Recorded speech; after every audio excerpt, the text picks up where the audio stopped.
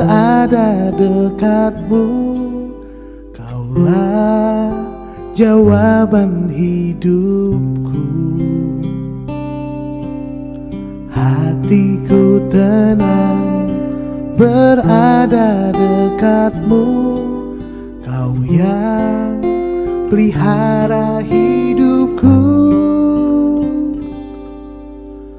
Pertolonganmu begitu ajaib, Kau telah memikat hatiku. Di saat aku tak sanggup lagi, di situ tanganmu bekerja. Pertolonganmu begitu ajaib, Kau telah memikat hatiku. Kini mataku tertuju padamu, ku rasakan kasih-Mu Tuhan.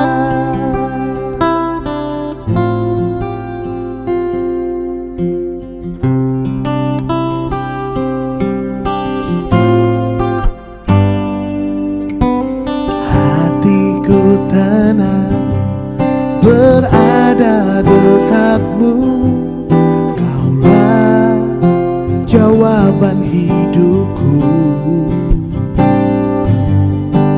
Hatiku tenang berada dekatmu, Kau yang pelihara hidupku.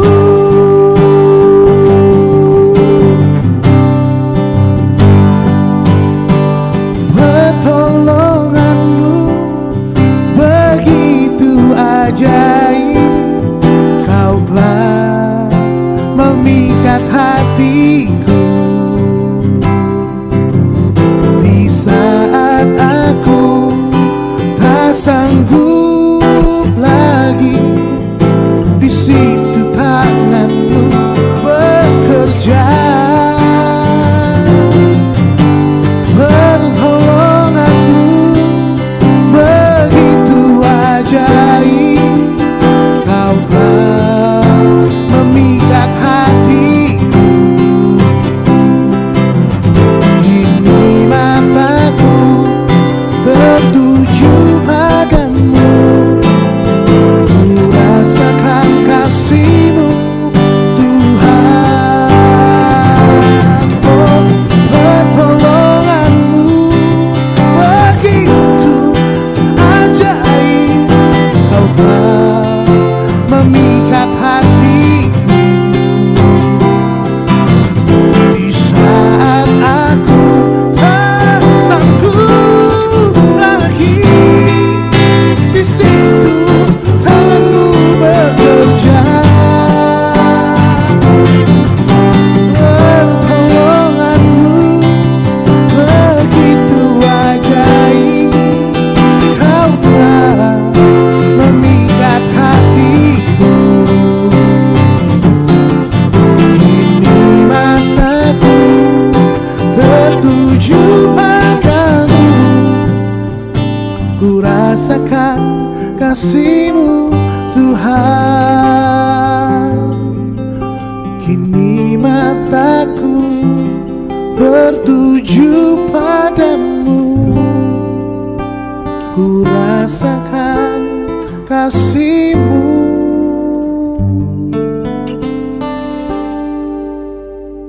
Yesus.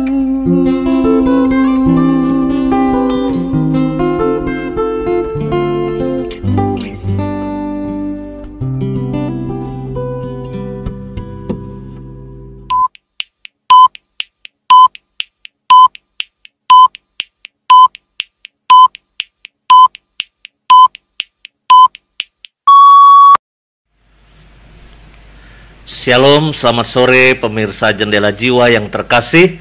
Selamat datang kembali dalam acara kita yang ditunggu-tunggu, oleh siapa ditunggu-tunggu ya? Oleh Sama Anda. teman-teman. Oleh Anda, oleh teman-temannya Bucun, oleh siapapun Anda berada dimanapun. Kita tidak terasa sudah sampai pada episode ke 76 Jendela Jiwa.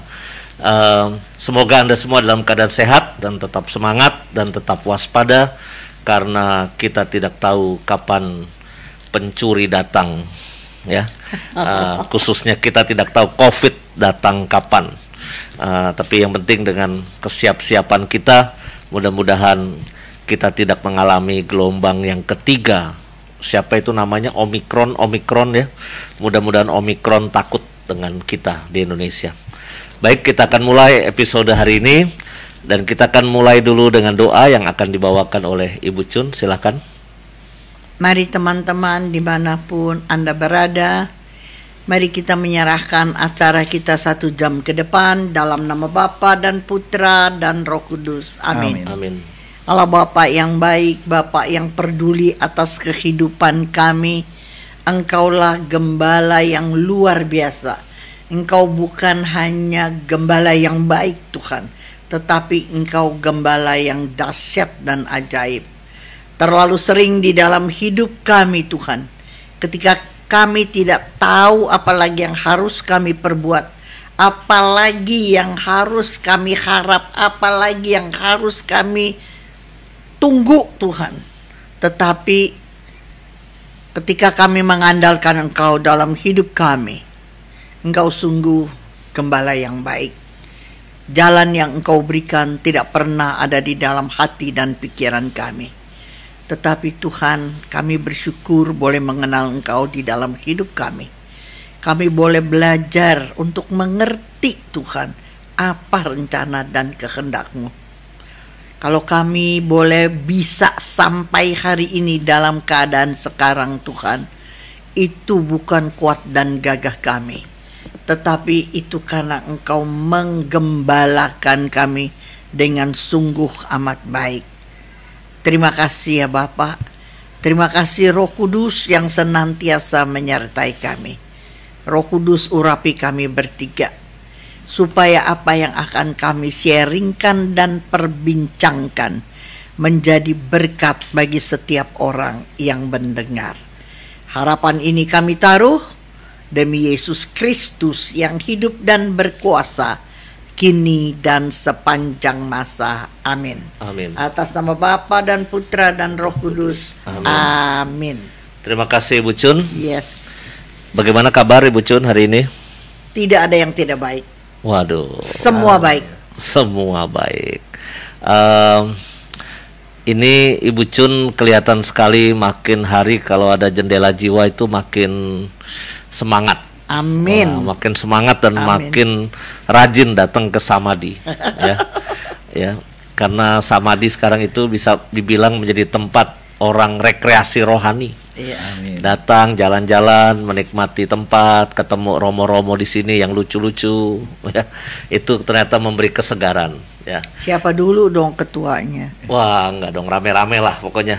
Ya, pemirsa, kita hari ini kedatangan tamu yang tidak main-main karena rambutnya sudah memulai memutih. Ya, kita akan minta beliau memperkenalkan diri. Nama panggilannya Purnomo, tapi detailnya siapa, lalu tinggal di mana, aktivitas pelayanannya apa, komunitasnya apa saja, kan pasti kayaknya banyak nih Pak Purnomo nih, aktifnya di mana-mana. Silakan Pak Pur. Baik, terima kasih Romo, Bapak Ibu, pemirsa semua.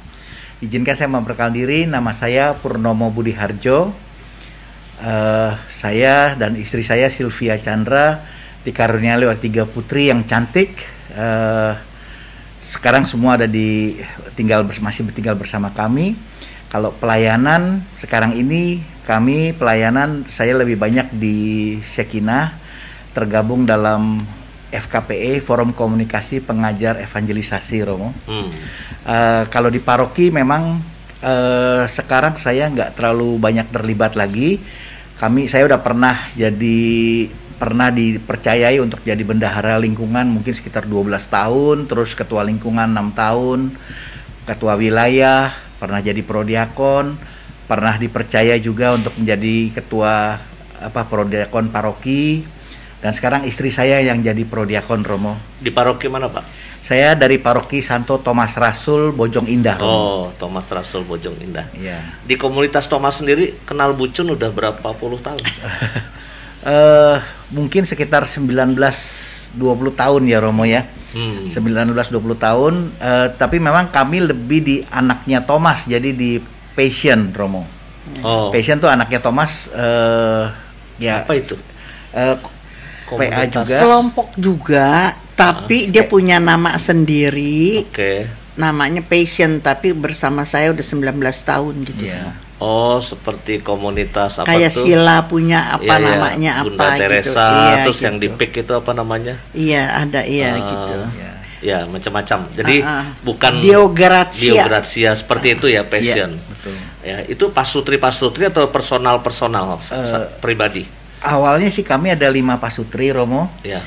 Bikin itu, terus kemudian kita ajak teman-teman, terutama mereka yang tadinya kurang aktif, yang rindu untuk belajar firman, kita kumpulkan, kita datang ke persekutuan ini, dan memang biasanya ya kami cara menariknya biasanya makan dulu, Romo. Habis makan dengar firman, makan lagi gitu.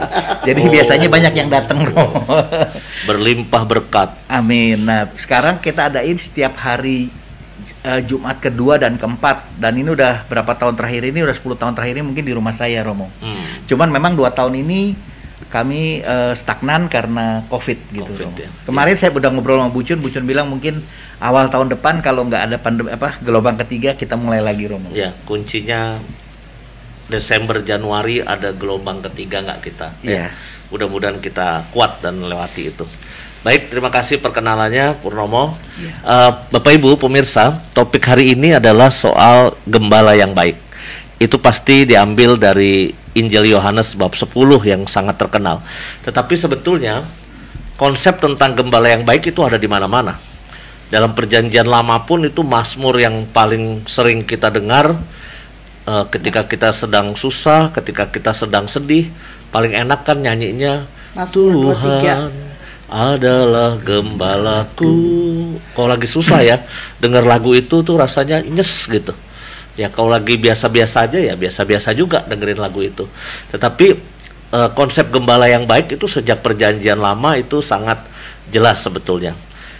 Dan dalam konteks yang lain, keuskupan kita, Keuskupan Agung Jakarta, itu menjadikan gembala yang baik itu bukan sekedar sebagai istilah dalam kitab suci, tapi sebagai sebuah spiritualitas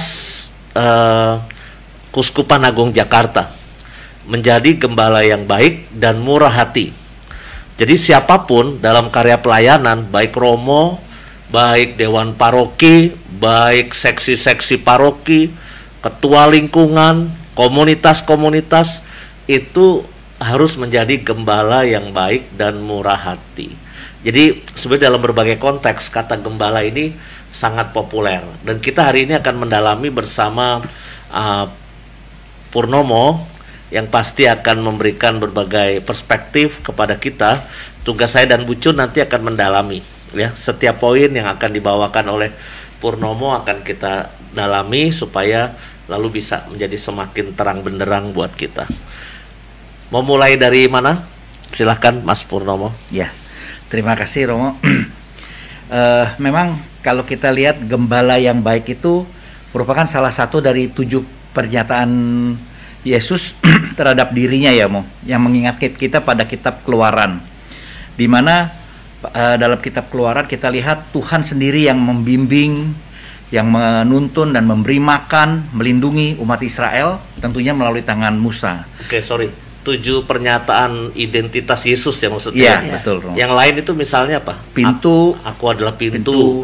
aku adalah terang dunia, Akulah terang dunia. akulah roti hidup, Ya. akulah pokok anggur yang benar, jalan kebenaran dan hidup, dan kebangkitan dan hidup, Romo. Serta ini gembala, akulah gembala yang baik. Betul, Romo. Jadi Yesus mengannounce dirinya, Ya. saya ini adalah gitu ada, ya. betul, Romo. Identitas Yesus dipertegas itu. Silakan.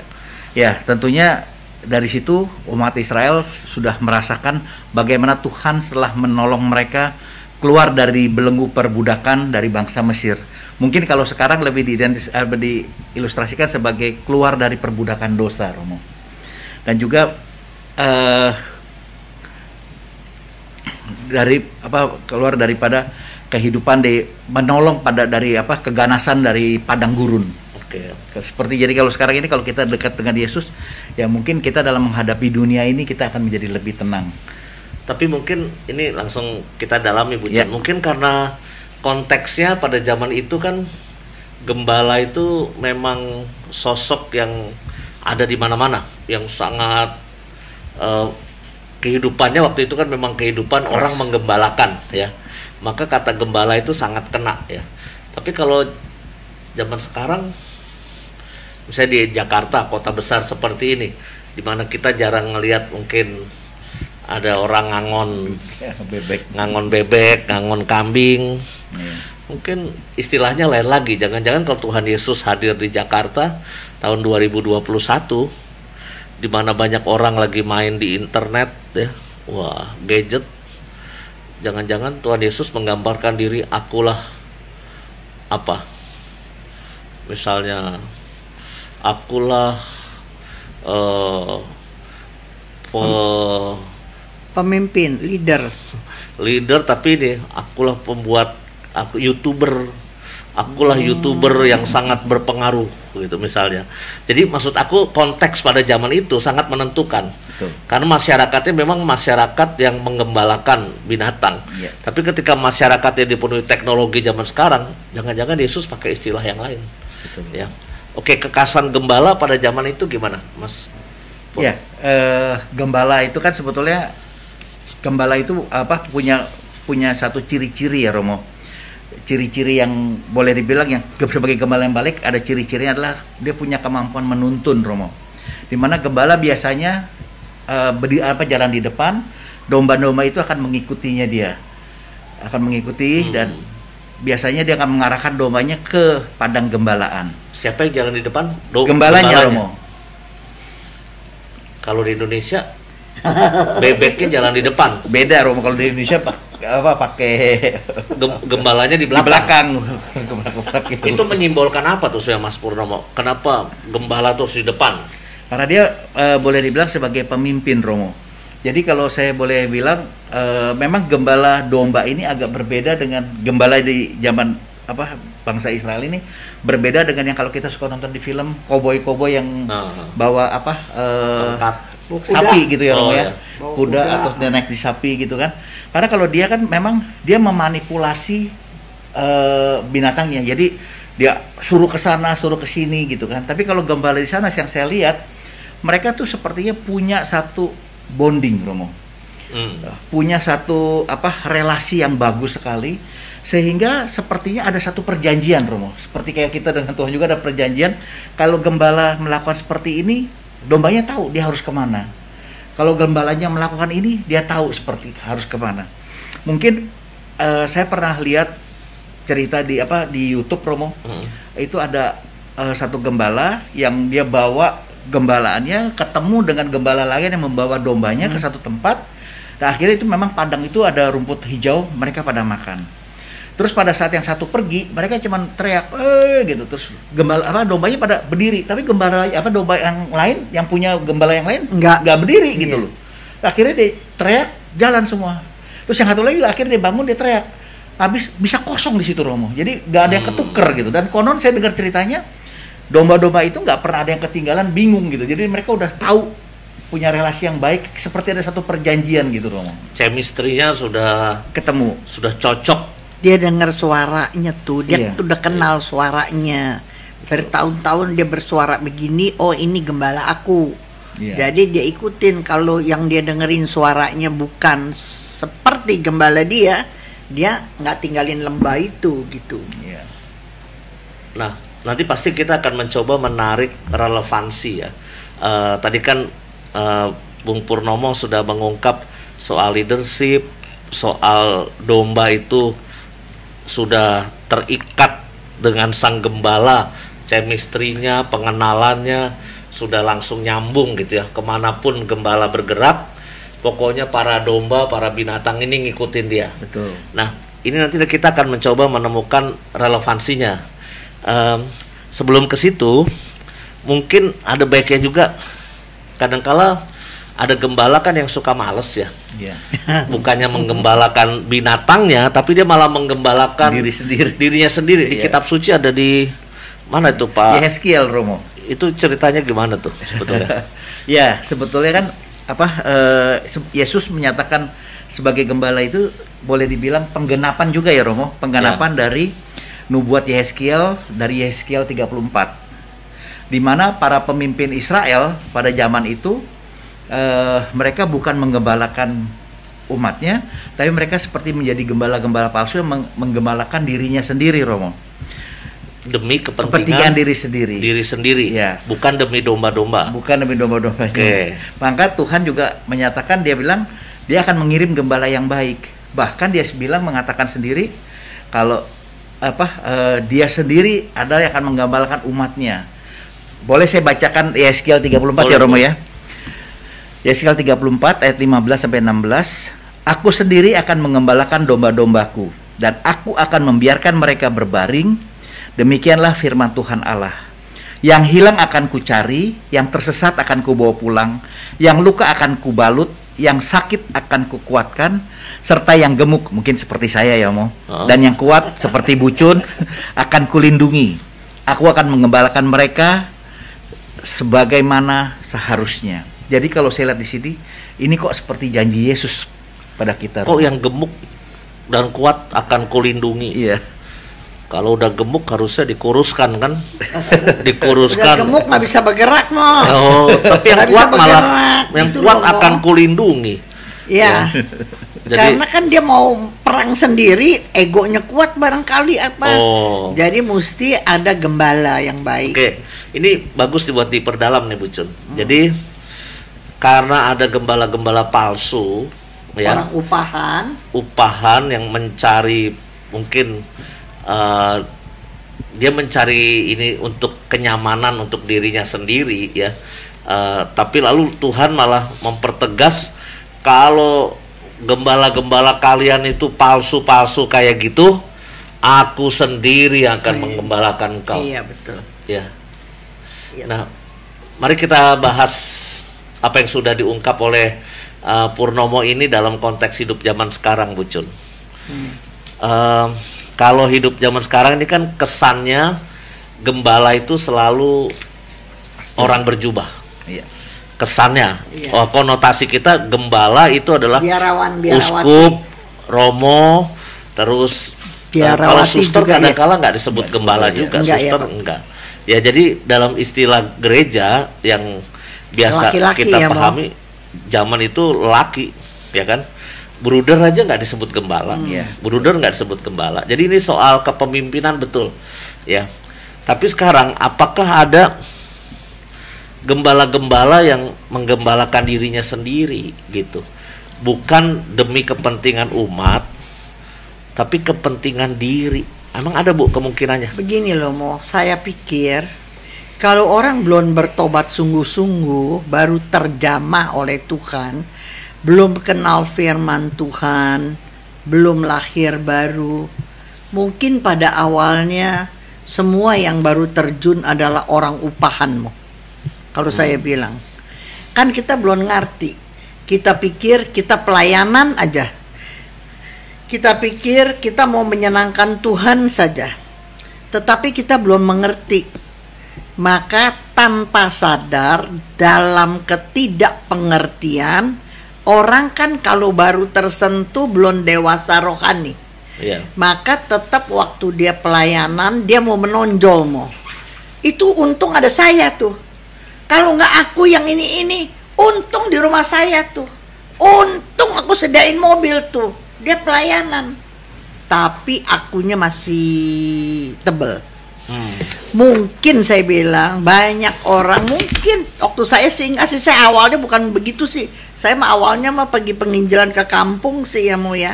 Tetapi kalau orang dari sekolah belajar terus jadi pengajar, maka mungkin bikin gayanya gaya orang upahan tanpa dia sadari loh ya Mo, tanpa dia sadari. Sebab banyak orang mau berkorban untuk Tuhan, tetapi dia pikir, saya dapat apa? Saya mau berkorban sama Tuhan, tetapi saya dapat apa? Setidak-tidaknya puji aku dong, hargai aku dong. Nah itu kan begitu, pertama-tama. Tapi ketika dia belajar firman terus, dia lahir baru, Tuhan ubahkan pola pikirnya, berjalannya waktu. Dulu saya mau gede, mau tinggi, Tuhan di bawah. Saya mau melayani, ini melayani, ini benar-benar melayani Mo.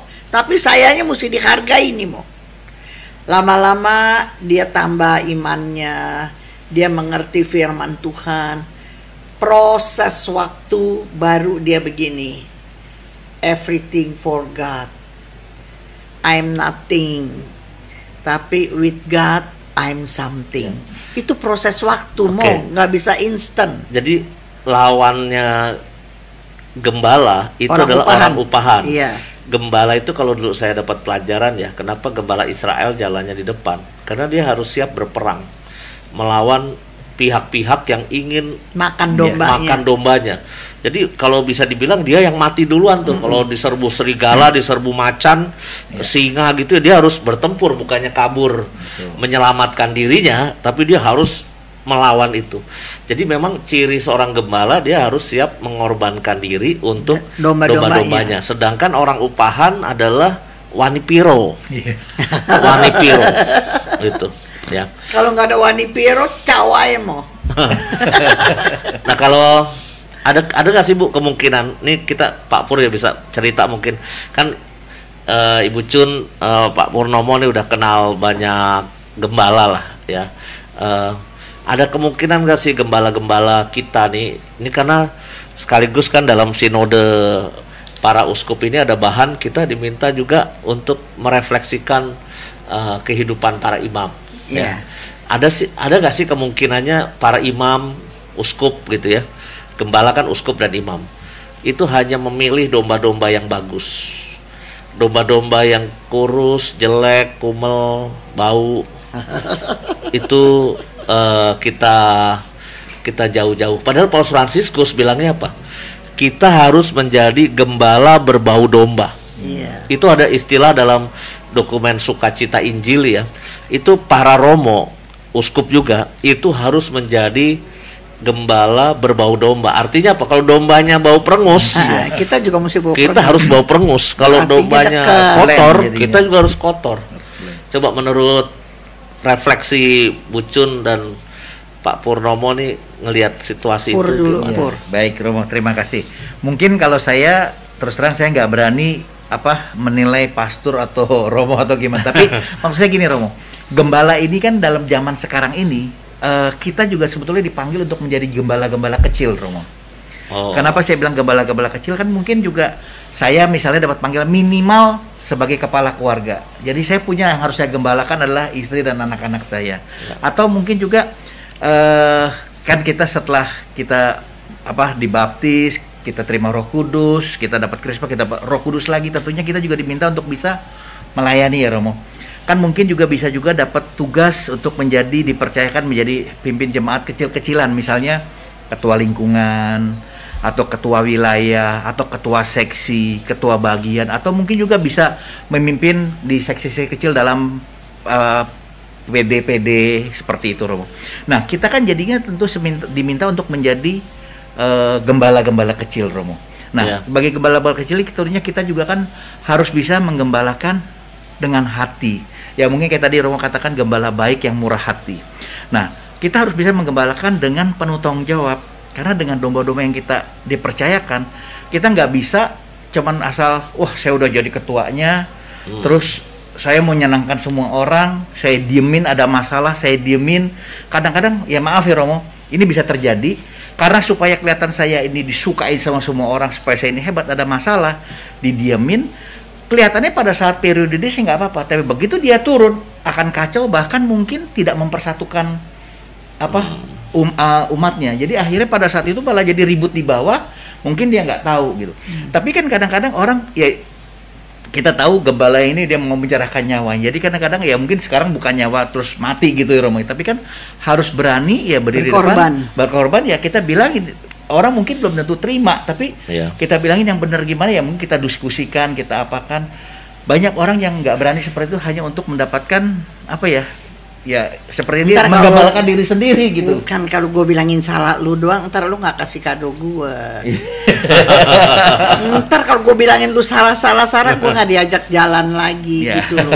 Ini nih kayak Pak Purnomo nih umat yang terlalu baik dan sungkan untuk mengkritik para romo ya.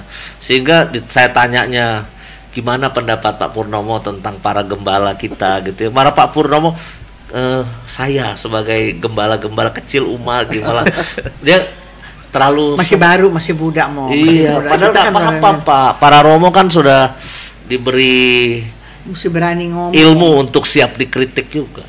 Ntar romo paroki dia lo mau. Enak aja. Bucun gimana Bucun? Kalau saya kan keliling-keliling. Nah, keliling-keliling gitu kan. Jadi kan saya bisa ngomong tentang bukan paroki sendiri, saya kan ngomong. Kalau dia udah ngomongin pastor, dia kan ngomongin pastor dia dong mau. Iya, jangan terketahuan. Jadi jangan ketahuan. Kalau kita nenek-nenek mengapa-apa mau. Ntar saya aja ngomongin tentang pastor paroki dia. Saya juga tahu kok. Baru Romo Danto. Oh Romo Danto, apalagi Danto saya kenal. Ya kan. Dulu datang dari paroki saya waktu masih Alam Sutra. Bukan Romangun. Oh Romangun. Oh asalnya. Iya, saya teman kakaknya Romo Danto. Oh iya saya kenal juga itu. Bucun gimana Bucun? Pengalaman mengenal gembala-gembala di berbagai pelosok termasuk di Jakarta. Iya gimana ya, saya sangat bersyukur sekali kalau dulu banyak pastor-pastor nggak karismatik. Bukan saya mau ninggiin karismatik, bukan. Tetapi gerakan karismatik membawa lapisan bawah, tengah sampai para pastor kepada kitab suci. Lama-lama pastornya kalau nggak salah sinode pertama, dulu kan ada sinode pertama 1989 di sini. Iya di sini. Iya kan yang paling mencuat ke atas adalah khotbah para pastor. Saya ingat banget itu, saya masih ikut sinode itu. Maka sejak sinode yang pertama semua biara-biara sekarang di frater-frater digenjot, boleh bilang harus punya khotbah yang bagus. Kalau yang dulu sebelum sinode pokoknya pastor ngomong apa, orang ngerti kek, orang nggak ngerti kek, pokoknya dia ngomong gitu mau. Dan si umat juga sama bodohnya, manggut aja dia ngomong apa kagak ngerti juga. Orang Katolik itu setia mau. Dia ngerti, dia kagak ngerti, lain minggu dia datang lagi. Pokoknya dia asal mangap, dikasih hosti dia pulang lega hatinya mau. Dia nggak ngerti ngomong apa. Waktu sinode pertama, maka baru semua orang ngomong. Ya saya ingat sekali, komplain yang pertama adalah pastor ngomong apa, bacaan hari itu ngomong apa, pastornya ngomong apa. Saya ada cerita nih satu nih ya, tapi saya nggak mau bilang dah paroki. Bule, pastor itu bule. Saya kan saban hari bawa bacaan. Itu hari Minggu pagi-pagi, setiap pagi. Bacaannya bacaan hari Minggu. Tapi si pastor khotbah hari Sabtu mau. Aduh saya tahu kan bacaan kemarin, bacaan dia kan aku tahu. Aduh aku nggak damai sejahtera sekali. Nah itu dia mau bilangin apa enggak nih? Ya mau bilangin apa enggak gitu. Tapi aku nggak sejahtera sekali. Aduh mesti dibilangin ini pastor. Jadi aku janji gini, Tuhan nanti kalau saya keluar dari gereja punya waktu berdua sama dia, saya mau tegur. Tapi kalau saya nggak punya waktu berdua sama dia, artinya engkau Tuhan nggak boleh saya tegur gitu. Terus udah. Ketemu nggak? Terus saya kan biasa kalau pulang bawa Edson repot, makan di kantin, jajan-jajan di kantin segala. Udah rada broknya udah keluar. Si pastor tadi lari. Kenapa pastor? Kunci kamar ketinggalan di Sang Kristi. Oh Tuhan bilang ngomong. Gua turun dari mobil. Terus gua tungguin di pojok. Jadi aku ngomong.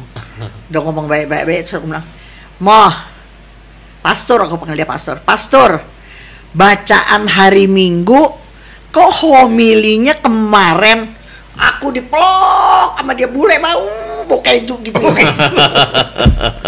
Udah ketawa ngakak-ngakak. Semalam saya homili di Untar, kata dia. Misa Untar jadi bacaannya hari Sabtu. Terus dia ke biara, pulangnya jam 1 malam.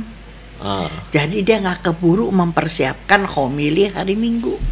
Jadi gampangnya dia baca aja yang hari Sabtu punya. Tapi saya percaya sejak saat itu mungkin dia nggak akan sembarangan homili lagi. Tapi saya percaya itu Tuhan yang suruh saya gitu. Ya dalam keadaan ketawa-tawa kok, kita ketawa-ketawa nggak apa-apa.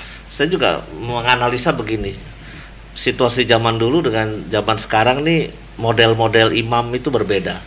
Zaman dulu kan kita masih konsepnya pastor misionaris dari luar, kita ini masih ibaratnya gereja yang sedang berkembang. Wah, jadi dikirimlah dari Belanda, dari Jerman, romo-romo.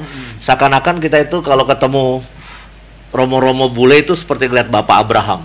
Wah, pokoknya kita kelasnya berbeda gitu ya. Tetapi lambat laun kita ini memproduksi imam-imam lokal yang luar biasa banyak. Entah dari Pulau Jawa, entah dari Flores, entah dari Kalimantan, dari Sumatera, Sulawesi, banyak. Imam-imam lokal itu cirinya lain. Dia menempatkan dirinya tuh lebih istilah kita tuh imanen atau egaliter. Imanen itu lawannya transenden.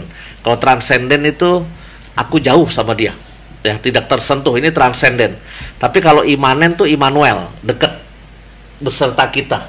Jadi bisa diajak makan bakmi, bisa diajak goes naik sepeda, bisa diajak juga olahraga dan sebagainya. Itu egaliter, dekat. Maka ini pendekatannya juga berbeda, ya, sehingga bisa dikritik, bisa dibilangin, itu ya bisa juga. Maka ini saya kira sekarang ini gembala-gembala kita ini harusnya tidak lagi menempatkan diri sebagai sosok yang seakan-akan kita jauh kastanya berbeda dengan Anda umat gitu. Menurut saya dengan semangat sinodal yang sudah kita bahas kemarin itu ya, semangat sinodal itu menempatkan apa? Kita bersama, berjalan bersama. Saya nggak lebih suci dari Pak Pur, saya nggak lebih suci dari Bu Cun. Kita bergandengan tangan bersama, berjalan menuju kesucian. Nah ini yang membedakan, ya. Jadi jangan menganggap gembala itu sekarang ini yang bawa tongkat nyabetin umat. Wah, ayo ke kiri, ayo ke kanan. Tapi kadang-kala yang 3 moto Ki Hajar Dewantoro tuh bagus tuh. Dalam bahasa Jawa apa? Tuturi handayani ing ngarso sing tulodo ing madyo mangun karso. Baru terakhir tuturi handayani. Jadi kalau di depan itu memberi arah, dia memimpin. Kalau di tengah dia ada bersama. Tapi kalau di belakang dia memberi semangat, mendorong, mangun karso, dan sebagainya. Sehingga lalu menurut saya gembala itu bener loh. Menurut saya Ki Hajar Dewantoro, tokoh pendidikan kita itu memberi arah soal penggembalaan yang paling tepat.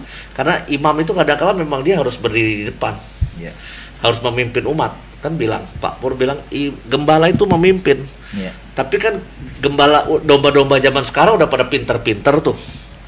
Khususnya di kota besar itu kan tingkat pendidikannya kan very well educated gitu. Sehingga lalu kita juga nggak bisa menganggap umat kita cuma bisa dicekokin, diajarin. Jangan-jangan umat kita zaman dulu tuh begitu tuh. Tapi sekarang kan beda, umatnya udah pada pinter. Nah, Mas Pur mungkin bisa memberi kepada kita detail tentang ciri-ciri gembala yang baik itu ya. Itu mungkin ini bisa mempertegas saja. Baik. Ya, terima kasih Romo. Ya, tadi kan pertama saya sampaikan kemampuan menuntun ya Romo sebagai pemimpin. Tapi juga gembala pada zaman itu juga harus mampu memelihara Romo. Salah satunya menyediakan makan. Wah, itu saya hebat tuh.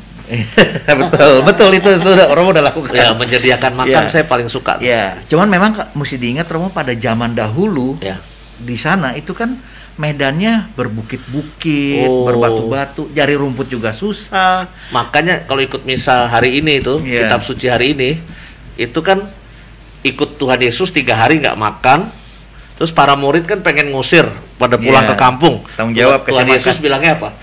Kamu yang harus memberi mereka makan. Jangan sampai mereka pulang pingsan di jalan. Iya, ini Tuhan Yesus nih memelihara dan menyediakan makan. Iya. Cocok. Iya betul. Dan pada zaman itu kan boleh dibilang nggak ada GPS, nggak ada apa, dia bisa nganter ke satu tempat untuk nyari makan dan bisa pulang lagi, Romo. Dan dia harus tahu mana yang ada rumput. Menurut saya kalau dulu sudah ada GPS orang Israel menyeberangi Laut Merah menuju tanah terjanji nggak perlu 40 tahun. Nggak perlu tahun. Betul. Mungkin setahun juga sampai. Betul. Ya, karena dulu suka nyasar-nyasar kali ya jalannya ya. 4 bulan katanya tuh, kalau normal lurus aja 4 bulan. Iya. Tapi sampai 40 tahun. Karena nggak pakai GPS. Coba ada GPS langsung belok kanan 100 meter. Itu lucunya lagi Mo ya, dia bawa domba kan cari padang gurun, padang rumput kan. Dia lihat pakai apa? Cuman feeling, gua jalan sini nih, naik turun gunung, bener ada rumput. Nah kalau udah setengah mati jalan nggak ada rumput gimana tuh? Coba. Jadi memang agak susah jadi manusia zaman dulu ya. Zaman sekarang ini kita sudah sangat dimanjakan dengan macam-macam teknologi. Silakan lanjut, Mas.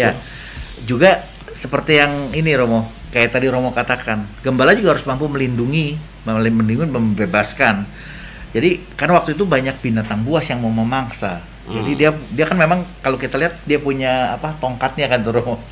Jadi itu mungkin juga dia siap bertarung untuk membebaskan. Lihat itu nggak video yang di Papua yang ketika ada orang mau menyerang, pasturnya naik. Naik itu lihat. Terus pakai jubah, terus dia bilang stop, jangan, dia maju di depan. Kalau mau ditembak biar dia ditembak dulu. Iya, kalau mau tembak saya akhirnya malah. Menurut saya ini nih peran melindungi dan membebaskan. Iya. Nah itu Romo, jadi kan kadang-kadang harus gembala itu dia berani ngambil resiko lah kasarnya gitu Romo. Dan keberanian ini juga bukan cuma asal berani itu, dan harus ada kemampuan dan punya hati gitu kan Romo. Nah, bukan punya iman juga. Iya, betul. Itu yang di mana itu? Harus punya iman. Ayo, ini ada tentara, dia mau masuk gereja, semua nggak ada yang berani, dia maju paling depan, ditembak mati, martir. Resikonya mati itu, resikonya. Yang keempat apa tuh? Nah, juga gembala harus bisa membangun relasi Romo. Yang seperti tadi dikatakan, kalau nggak bisa membangun relasi, saling mengenal sama dombanya, kan repot juga ya Romo. Jadi dia harus bisa mengenal apa yang tadi saya katakan Romo. Gembalanya itu tinggal terap, dombanya tahu mana gembalanya harus kemana. Ya mungkin juga saya pernah lihat kayak misalnya sekarang gembalanya itu mau jalan gitu, dia bisa jalan, bisa tahu, bisa belok ke kiri, bisa kemana gitu. Kayaknya saya nggak tahu tuh, nggak ada gimana, tapi mereka tahu harus ke kiri, harus ke kanan gitu loh. Seperti itu Romo. Membangun relasi, jadi saling mengenal, percaya sama dombanya, sama gembalanya itu ya. Oke, kita stop di sini dulu karena kita akan mendengar sebuah kesaksian dari teman kita Sheila terkait penghayatan dia terhadap konsep gembala yang baik ini. Silakan. Shalom Bapak dan Ibu yang terkasih di dalam Kristus. Perkenalkan, nama saya Sheila. Saya adalah salah satu anggota dari komunitas Thomas. Cerita saya berawal dari tahun 2004 yang lalu. Pada waktu itu, saya baru masuk ke dalam komunitas ini. Dan seperti biasa, Mami Jun Wahono selalu berbicara, aku hanya mau ngajar 3 tahun ya, seperti Tuhan Yesus. Habis gitu, kamu semua harus mulai mengajar. Dan itu dia katakan berulang-ulang, Bapak dan Ibu. Bapak dan Ibu, pada waktu Ibu Jun ngomong seperti itu, sebenarnya saya tahu bahwa dia ngomong untuk semua orang yang sedang ada di dalam PA itu. Tapi saya tidak mengerti kenapa perkataan itu menusuk ke dalam hati saya sangat dalam. Dan saya mulai bergumul karena saya merasa terbeban sekali untuk bisa membagikan firman pada semua orang. Saya merasa hidup saya udah diubahkan oleh firman. Maka saya punya kerinduan untuk membagikan firman itu pada semua orang. Tapi saya tahu saya itu siapa. Saya baru aja berkomunitas, saya belum mengerti banyak, kehidupan saya masih berantakan, permasalahan masih segudang. Maka saya mulai bergumul karena saya merasakan dorongan yang begitu kuat untuk menceritakan tentang firman, tapi saya juga tahu keterbatasan saya. Maka Bapak dan Ibu, pada waktu itu saya menangis. Saya bilang kepada Tuhan, Tuhan, apa ini benar? Tuhan, Engkau pasti salah. Kau tahu siapa saya. Mana mungkin saya membagikan firman. Dan saya bergumul dengan air mata sampai 1 tahun lebih. Singkat cerita, saya bawa permasalahan ini kepada Ibu Chun. Dan dia bilang, emang kamu tahu masalah kamu selesai kapan? Saya bilang, enggak. Lalu, kalau kamu tunggu masalah kamu selesai, emang kamu mau kasih Tuhan sisa-sisa waktu? Wah, di situ saya sudah nggak bisa berkata apa-apa lagi. Singkat cerita, akhirnya dengan bermodalkan iman, saya mulai mengajak 2-3 orang teman untuk PA. Lucunya, mereka semua langsung iya pada waktu saya ajak mereka untuk PA. Dan tanpa saya sadari, rupanya itu adalah awal dari sebuah komunitas yang hari ini setelah 16 tahun disebut sebagai PA Bunda Teresa, yang moderatornya juga Romo Yus. Nah, diawali dari 4 orang sampai hari ini dalam keadaan offline kita punya 60-80 anggota, tapi dalam keadaan online seperti ini ada 150 anggota kira-kira yang hadir. Belasan tahun komunitas ini sudah berjalan, bertemu setiap minggu. Otomatis ada dinamika di dalamnya. Ada tawa, ada sedih, ada bercanda, ada juga gesekan. Bapak dan Ibu, saya tidak pernah menyebut diri saya sebagai seorang gembala yang baik, tapi saya berusaha untuk selalu hadir di dalam kehidupan setiap teman-teman yang ada, di dalam suka, terutama di dalam duka. Saya berusaha untuk mendengarkan setiap permasalahan mereka, walaupun mungkin saya tidak bisa memberikan jawaban, at least paling sedikit mereka ada teman untuk berbagi apa yang menjadi beban kehidupannya. Dan saya ikut gembira bila mereka semua bisa maju, berubah, bertumbuh di dalam rohaninya, dan ikut berkembang untuk membangun keluarganya hidup di dalam iman, aktif di dalam paroki, hidup di dalam pelayanan, dan memberi dampak positif bagi orang-orang di sekitarnya. Bapak dan Ibu, kehidupan di dalam sebuah komunitas itu ada dinamikanya. Ada naik, ada turun, ada gesekan, dan segala macamnya. Dan semua proses itu mengubahkan kami semua, termasuk dengan saya. Ada waktunya saya harus mendengarkan, ada waktunya saya harus menjadi bumper bagi dua pihak yang sedang tidak enak atau terjadi gesekan bermacam-macam. Dan hari ini Bapak dan Ibu, saya diberi kepercayaan untuk ikut ambil bagian di dalam beberapa komunitas. Selain PA Bunda Teresa, ada juga PA Living His Words, ada juga PA Maria Bunda Tersuci, dan komunitas FKWI, Forum Komunikasi Waria Indonesia. Beberapa komunitas ini hadir dengan berbagai macam perbedaannya, berbagai macam dinamikanya, dan juga karakter-karakter anggotanya yang berbeda-beda. Sekali lagi, saya tidak pernah menyebut diri saya sebagai seorang gembala, tapi saya hanya berusaha hadir, memberi dampak positif bagi teman-teman yang ada, dan berharap mereka pun juga bisa bertumbuh bersama-sama. Kami di sini adalah sebuah keluarga, dan kami di sini sama-sama saling membangun, saling bertumbuh, saling mendewasakan. Dan kalau hari ini komunitas-komunitas ini bisa berjalan, berkembang sampai sekarang, saya hanya bisa bilang seperti Lukas 17 ayat yang ke-10, saya ini hanyalah hamba Tuhan, hamba yang tidak berguna. Saya hanya harus melakukan apa yang memang harus saya lakukan.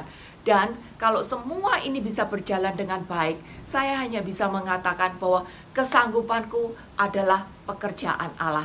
Biar semua ini hanya untuk kemuliaan nama Tuhan dan boleh berjalan sesuai dengan rencananya. Semoga bisa menjadi berkat. Tuhan Yesus memberkati.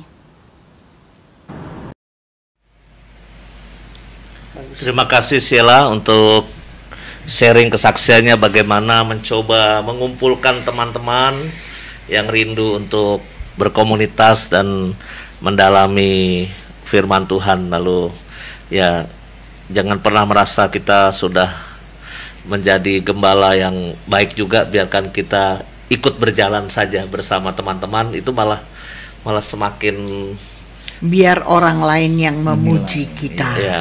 Bukan mulut kita. Oke, Gimana, Mas Purnomo, Ya, Romo. mungkin kita harus membahas poin ini karena poin ini yang paling dirindukan sebetulnya.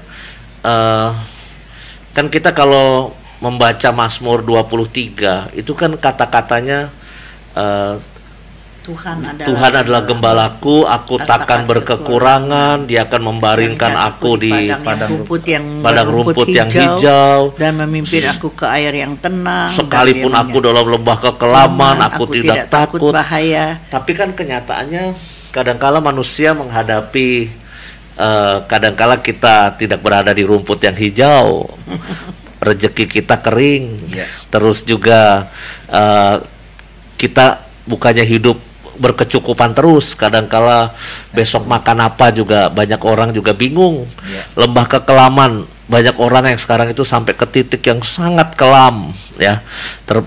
Bukan hanya ekonomi, tapi kadangkala relasi, konflik, dosa dan sebagainya. Nah, ini bagaimana diterangkan dengan gembala yang baik ini bagaimana? Ya, terima kasih Romo. Memang itu Mazmur 23 ayat 4 ya Romo ya. Dikatakan, sekalipun aku berjalan dalam lembah kekelaman, aku tidak takut bahaya, sebab Engkau besertaku, gadamu dan tongkatmu itulah yang menghibur aku. Rasanya kalau saat kita berada dalam lembah kekelaman, kita memang nggak perlu takut karena kita tahu kita punya gembala, Robo. Gembala yang bukan sembarangan gembala, tapi gembala yang terbaik, yaitu Yesus sendiri. Jadi kalau kita berada di lembah kekelaman, kita terus harus berjalan. Kalau kita nggak boleh berhenti, Romo. Kalau bisa lari, kita lari. Kalau nggak bisa lari, kita jalan. Kalau kita nggak bisa jalan, ya kita ngerangkak. Kalau nggak bisa ngerangkak, kalau perlu ngesot. Tapi pokoknya kita harus gerak, kita harus jalan keluar karena kita tahu kita nggak usah takut, kita punya Yesus. Amin. Kita punya Yesus yang akan berjalan bersama Dia dan pasti akan ada rasa tenang. Amin. Saya pernah ngalamin, Romo, pada saat kita sedang lagi dalam kondisi down. Saya kalau ngandelin kekuatan sendiri, rasanya saya nggak akan bisa keluar dari masa itu.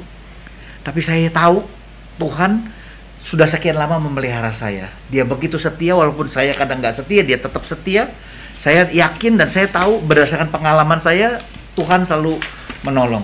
Tapi saya ngerasa otak pikiran saya bilang, hari ini saya begini, mana Tuhan gitu loh.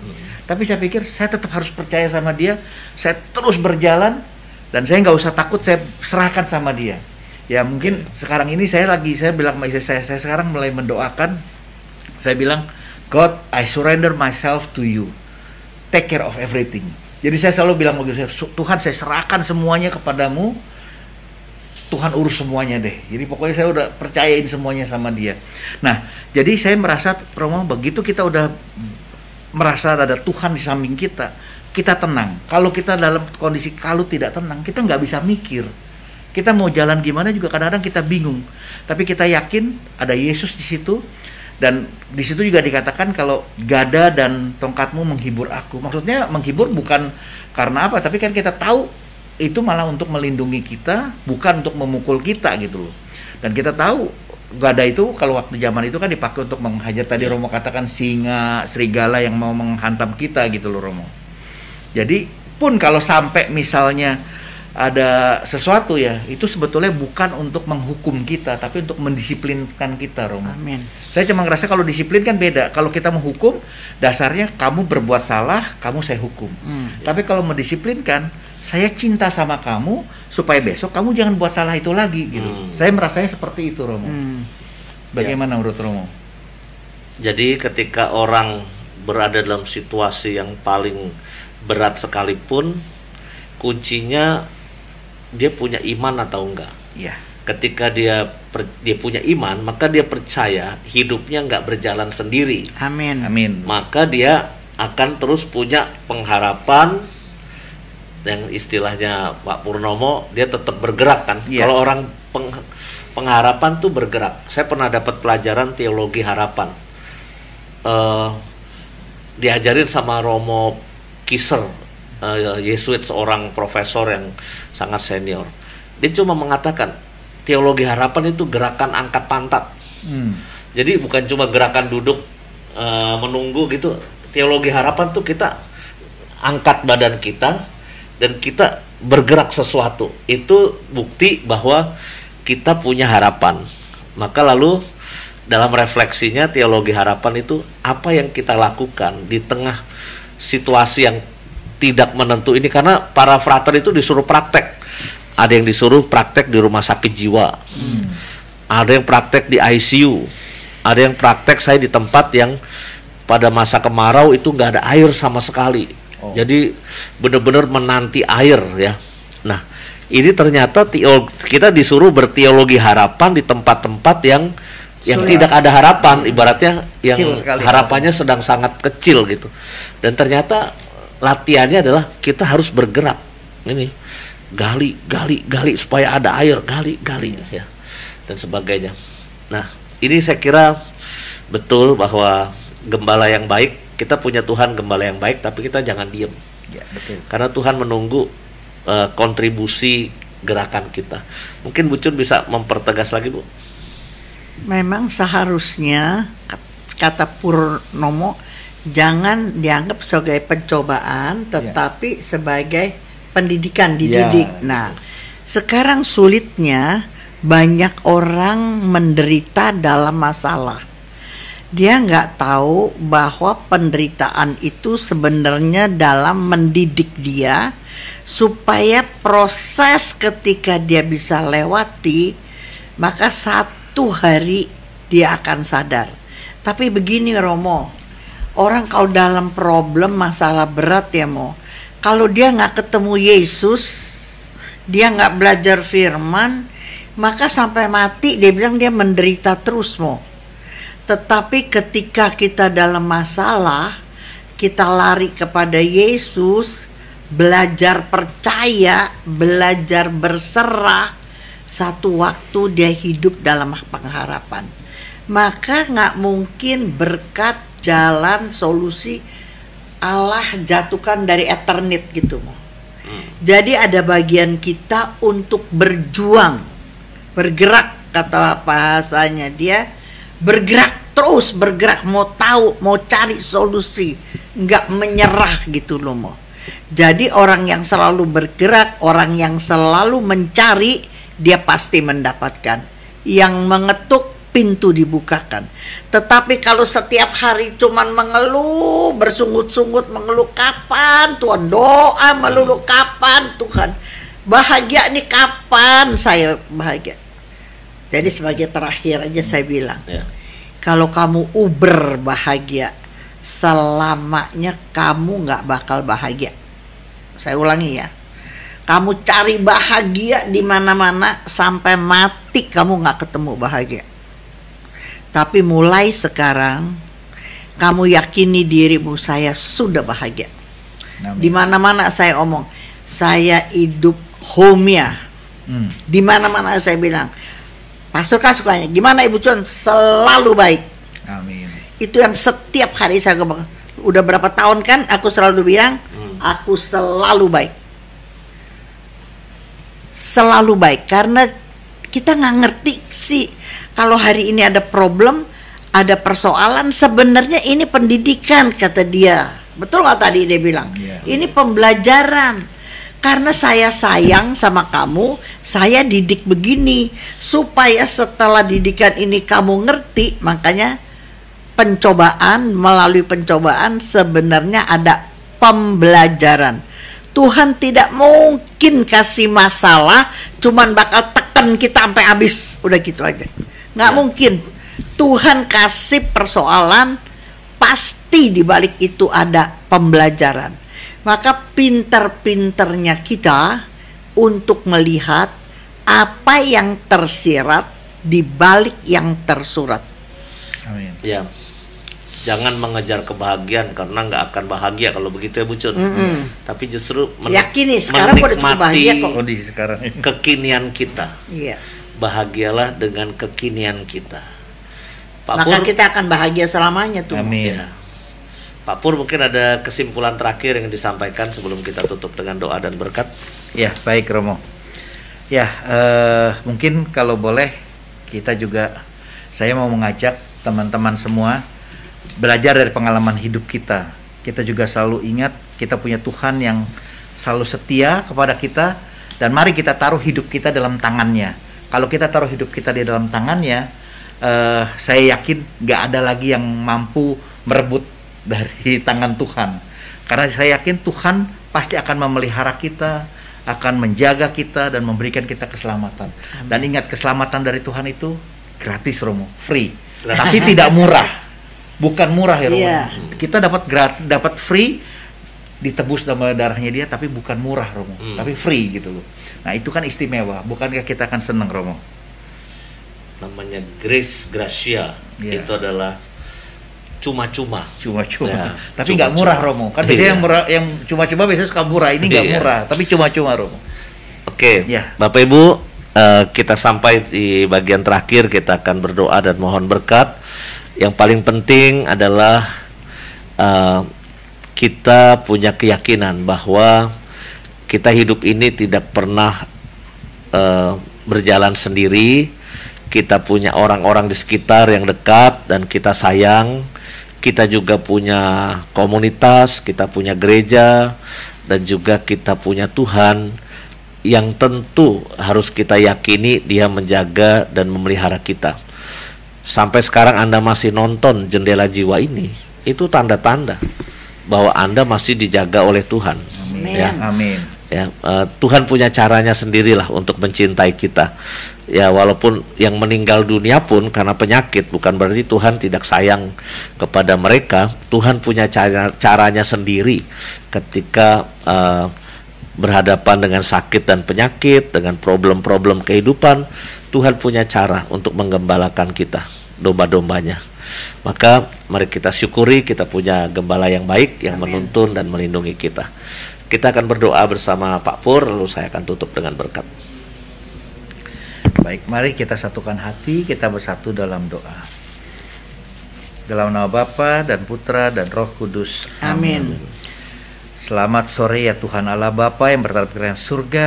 Tahan hentinya kami mau bersyukur kepadamu Tuhan, karena Engkau Allah Maha Baik, Allah yang Maha Pengasih dan Penyayang. Kau telah berikan kami kesehatan, Kau berikan kami kehidupan, Kau berikan semua yang kami butuhkan. Memang bukan semua yang kami minta, tapi Kau berikan apa yang kami butuhkan Tuhan. Kau berikan kami rasa aman, Kau berikan rasa tenang, karena kami tahu Engkau pasti di samping kami. Kami tahu Engkau pasti akan mendampingi kami. Amin. Untuk itu Tuhan, karena kami tahu Engkau selalu menjaga kami tidak mau pergi jauh daripadamu Tuhan. Izinkan kami boleh selalu berada di samping-Mu, karena kami tahu Engkau pasti akan melindungi kami dan kami pasti akan aman dalam berjalan bila bersama denganmu. Bapa di surga, terima kasih untuk semuanya. Terima kasih atas berkat-Mu sehingga kami boleh hadir di sini, kami boleh berbicara, berbincang-bincang dengan Romo Yus dan Ibu Cun. Bapa, berkatilah Romo Yus dan Ibu Cun dan kami semua, dan juga para pendengar dari acara ini Tuhan, karena kami yakin dan percaya mereka ada di sini karena kasih-Mu yang begitu besar. Terima kasih Tuhan untuk semuanya. Kami juga mau berdoa untuk semua orang yang membutuhkan pertolongan-Mu Tuhan. Rangkulah mereka dalam kasih-Mu, terutama mereka yang sedang galau, yang sedang bingung mau bagaimana Tuhan. Berikanlah ketenangan pada mereka supaya mereka tahu kalau Engkau tidak pernah meninggalkan mereka. Amin. Terima kasih Bapa. Doa ini kami doakan bersama dengan Bunda Maria, dalam nama Tuhan Yesus Kristus Allah dan Juru Selamat kami, yang hidup dan berkuasa bersama dengan Roh Kudus dalam kemuliaan Allah Bapa, yang selalu setia mendampingi dan menolong kami. Mohon berkat dari Romo. Tuhan bersamamu Dan bersama rohmu. Bapa yang baik, berkatilah hamba-hambamu, berkatilah umatmu dimanapun mereka berada, lindungi mereka, jagalah mereka, dan kuatkanlah mereka dengan kasih-Mu yang tiada batas. Di dalam nama Bapa dan Putra dan Roh Kudus. Amin. Terima kasih Romo. Terima kasih Bapak Ibu untuk kebersamaan kita. Sampai jumpa minggu depan. Minggu depan Jendela Jiwanya spesial. Spesialnya apa? Rahasia. Ya, pokoknya sampai jumpa minggu depan tanggal 8 Desember. Oke. God bless you. Tuhan memberkati. Bye.